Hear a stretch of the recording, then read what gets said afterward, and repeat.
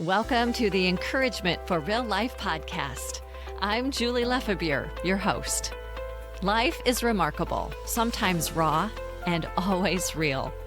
And some days we could use a little extra encouragement for our real lives. Here you'll find that, along with personal life-impacting stories, helpful life hacks, timely inspiration, biblical insight, and a fresh perspective. The Encouragement for Real Life podcast equips you to be a light in this world and to shine bright wherever God has you.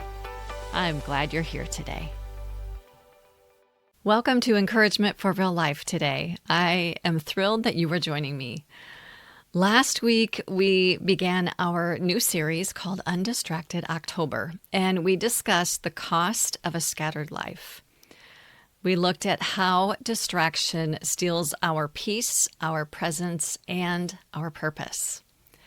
And today, we're going to get really practical. Are you ready to do that? We're going to talk about how to take back your attention. Because attention is one of the most valuable things that we have, and where we give it determines the life that we live. If you've ever ended the day wondering, where did my time go? Well, then this episode is for you. Living undistracted isn't just for living it for a month, but for living it for a lifetime. And so we're going to get into that today and find some hope and encouragement. So let's get into this episode.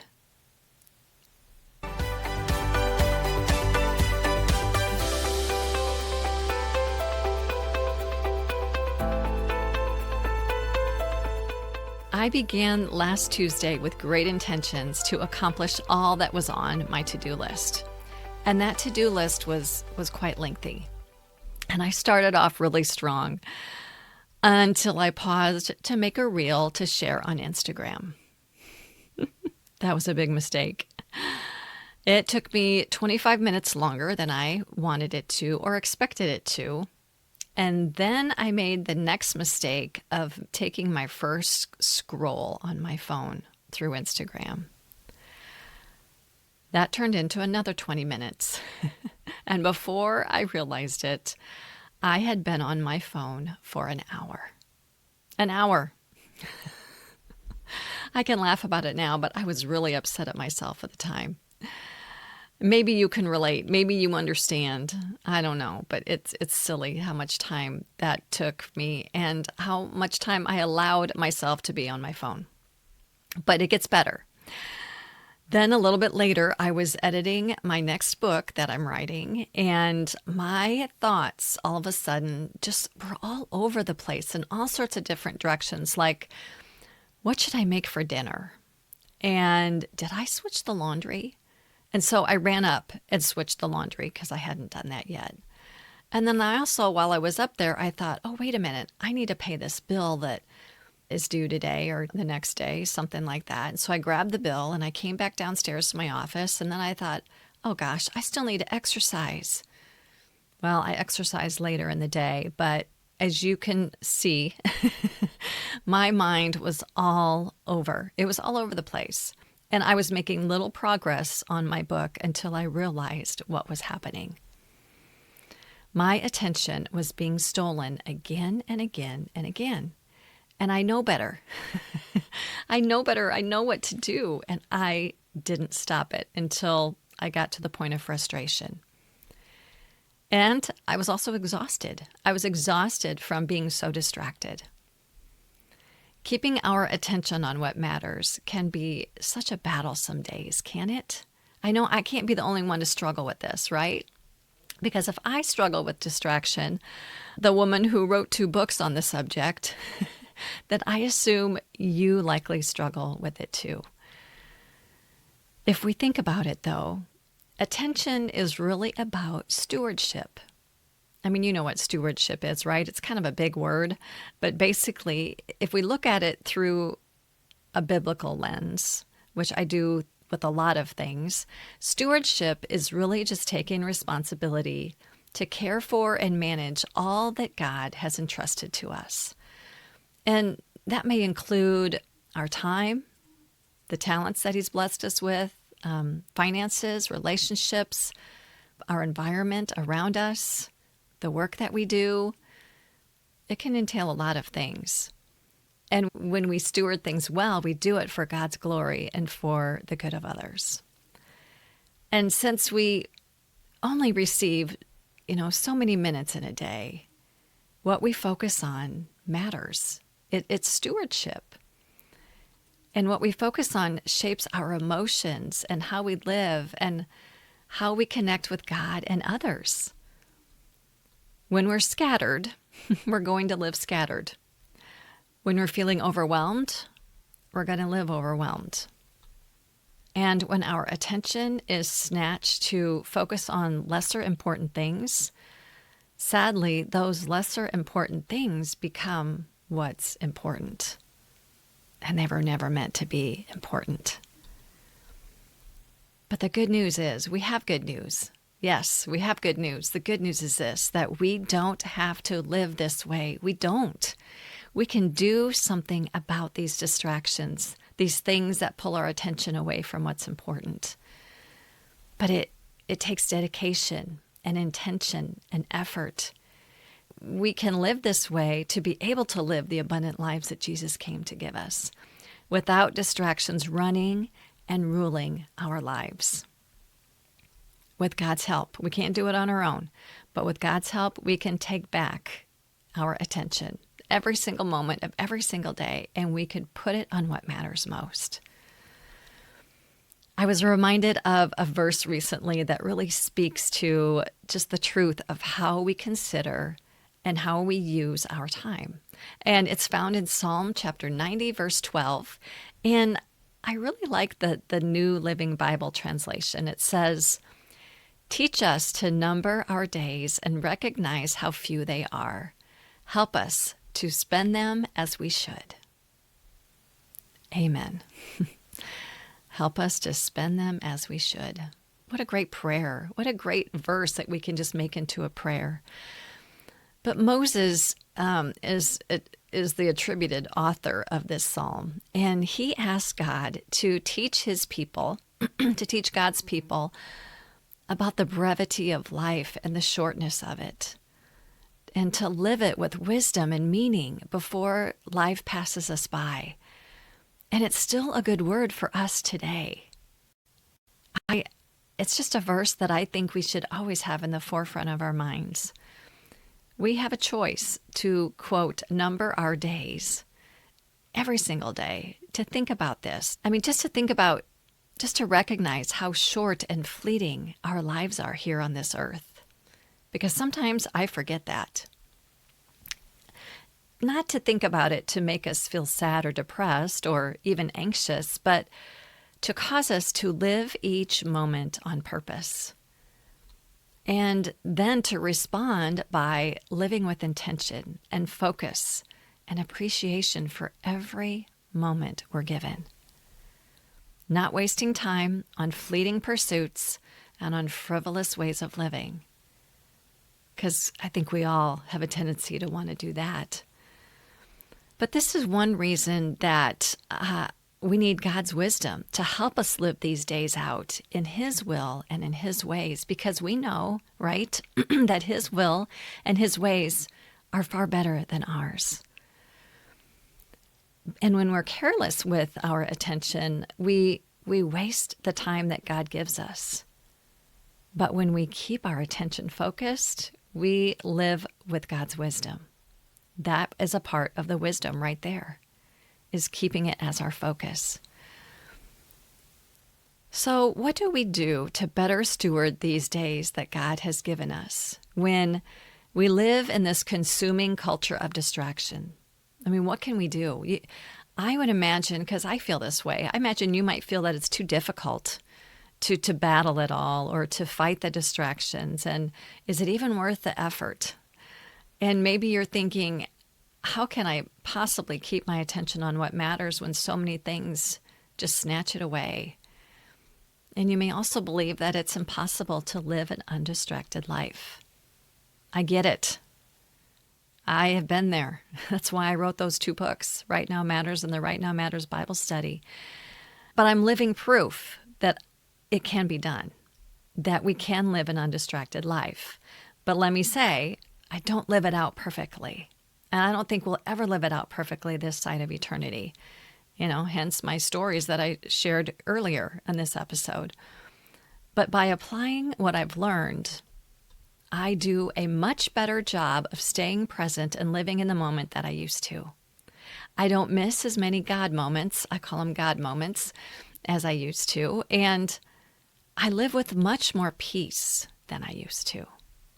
All because I've taught myself how to battle distractions and how to not let the distractions win in my life. So how do you take back your attention? How do you do that?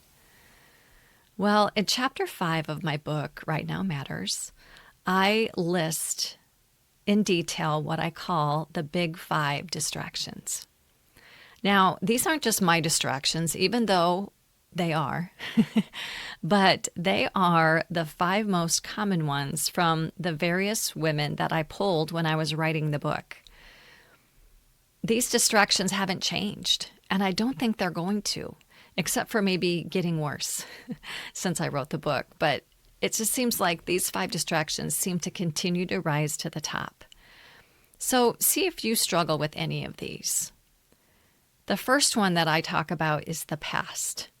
This is basically thinking back to the good old days and reminiscing about what was great in the past. Or it could be the opposite of carrying regrets from your past that you just can't shake. So it can be a good thing or a negative thing. But the cost of this distraction is that we miss the moment we're in if we're stuck on the past. And the past is over. There's nothing we can do about it, but still our brains are stuck there. But the practical reset is to surrender the past to God, no matter if it was good or not so good, and live in the moment that you're in. The second of the big 5 is the future. And this is really having to do with anticipating the good that is coming. You're excited, maybe you're excited for a vacation, or you're excited about something fun that's coming your way. Or it could be the opposite, that you're fearing and worrying about what lies ahead. Again, it could be a good thing or a negative thing. The cost of this is that when we focus on the future, we're missing the moment right now by fixating on what's to come. And that's not a good thing either. But a practical reset would be to trust God with the future, knowing that He's got it all under control and it's all in His hands. And no amount of worrying or even anticipating the future is going to help. But we can trust God with it. We can live in the now, and that makes all the difference. The third of the big 5 is technology. This is a big one for many of us. This is our devices. They snatch our attention, and they immerse us in a world that's not what we're living in. It's a digital world that it's not fulfilling. The cost of it is that it's not fulfilling, and it robs us of priceless moments happening right in front of us. I mean, we might miss the sunset happening outside the window. I'm speaking from experience there. We might miss a loving glance from your spouse. You might miss a fun thing that your child did. The practical reset is to turn notifications off, to maybe set your dinner time as a phone-free area, and put your devices down 2 hours before bed. Just some practical things we can do with our devices. The fourth of the big 5 is our thoughts or ourselves. Our thoughts or ourselves. Now, that was my issue when I was in the story that when I was working on my book, and I had all these thoughts, pinballing all over the place. Our thoughts, they can keep us stuck and they can keep us stagnant. And sometimes we just have too much going on in our brains, right? That was my case. And I couldn't move ahead because I was constantly being bombarded by these distractions. So the cost is, with all that we have going on in our minds, we can't stay focused or intentional. We just go from one thing to another to another. We can't stay focused. The practical reset is to work from a list. I firmly believe in working from a list. And when a distracting thought pops in, write it down. Write it down and come back to your list, to that list later. And that always helps me. If a distraction pops in, or a thought pops in my brain and it's distracting, I'll write it on a piece of paper and I'll come back to it later. And that's what I should have done that day when it was first happening last Tuesday. Live and learn, right?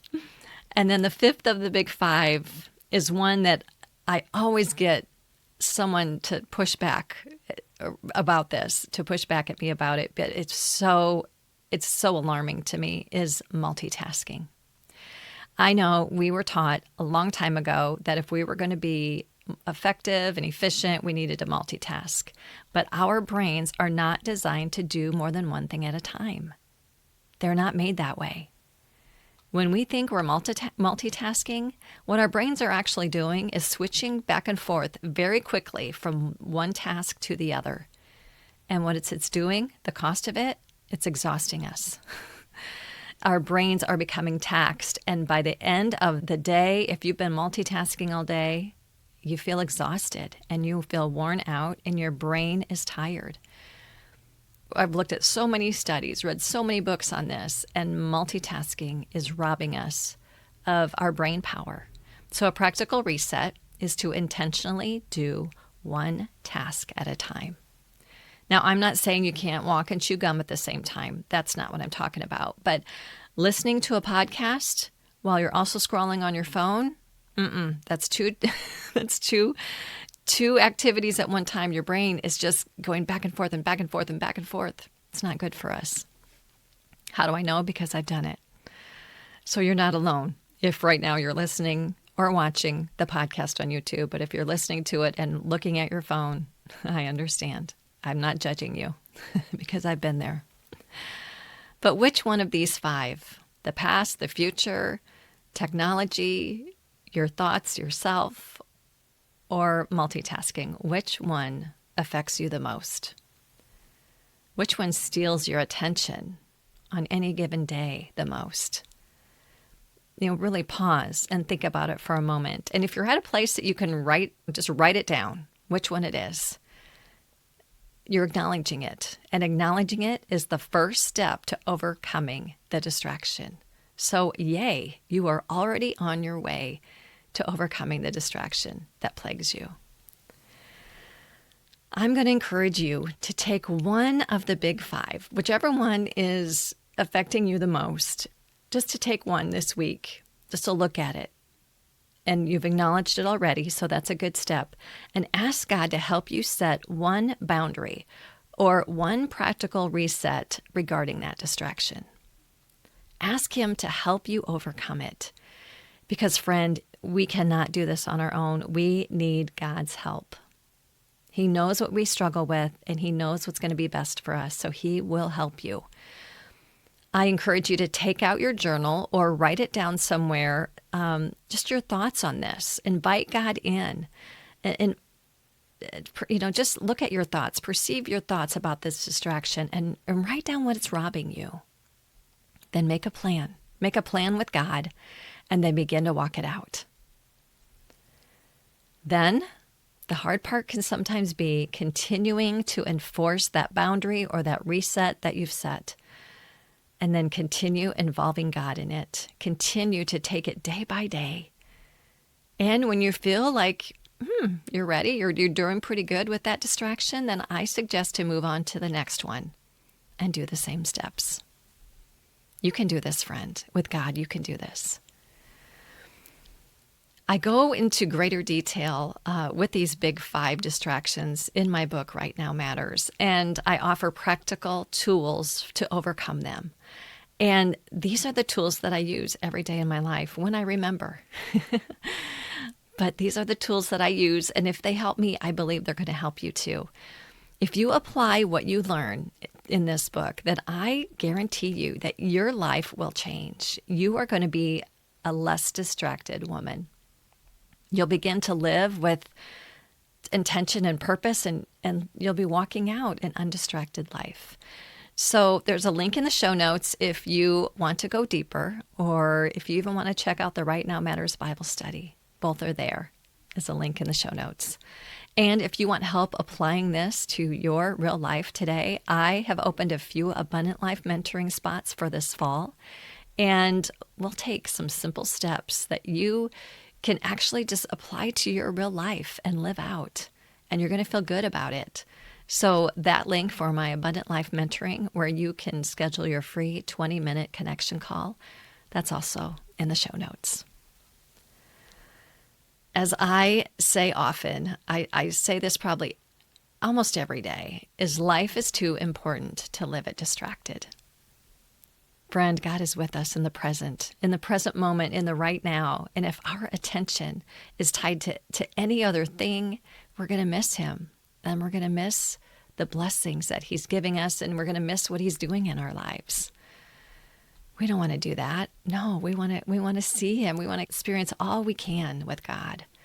He's got good plans for us, friend.